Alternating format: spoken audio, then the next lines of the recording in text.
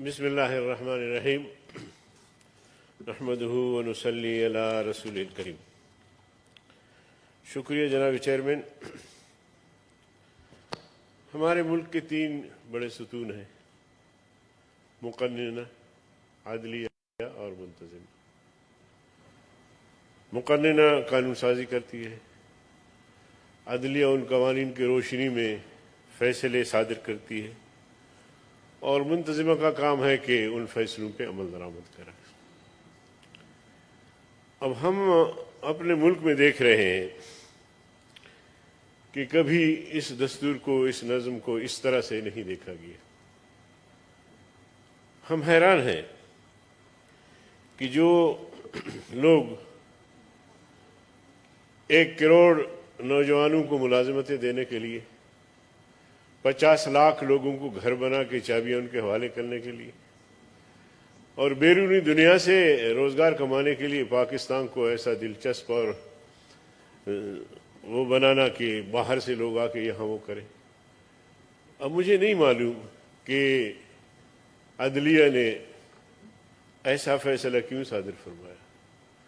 عدلیہ تو اس کا سو موٹو لیتے کہ یہ بھیکاریوں میں روز بروز اضافہ کیوں ہو رہا ہے، بے روزگاری میں روز بروز کیوں اضافہ ہو رہا ہے، بھوک اور افلاس اور اس میں اضافہ کیوں ہو رہا ہے۔ عدلیہ ان سے پوچھتے، گریباں پکڑ کے ان سے پوچھتے کہ تم نے 1 کروڑ لوگوں کو نوکریاں دینے کا وعدہ کیا تھا، کدھر ہے وہ وعدہ؟ آپ نے 50 لاکھ لوگوں کو گھر بنا کے، مفت گھر بنا کے دینے کا، کدھر ہے وہ تمہارا سکیم؟ یہ پوچھتے ان سے۔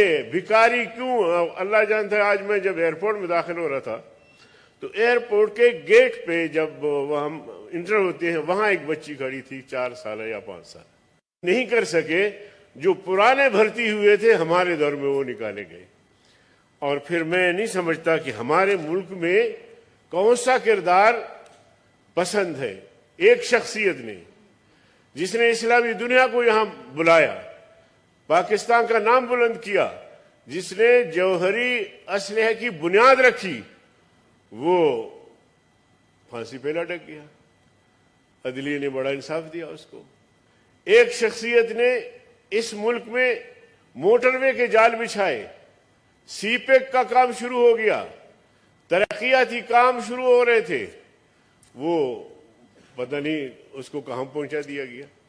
اور اسی طرح جس حکومت نے بھی ان نوجوانوں کو بھرتی کیا، ان کو روزگار فراہم کیا، ان کا تحفظ ان کو دینا چاہیے تھا، نہ یہ کہ ان کو ملازمتوں سے۔ ابھی یہ 16-17 ہزار لوگ جو بیک جنبش قلم ایک اس سے نکالے گئے ہیں، لیکن اس کے علاوہ بہت سارے لوگ بے روزگار ہو چکے ہیں، صنعتیں بند ہیں، اور یہ ساری چیزیں ہیں۔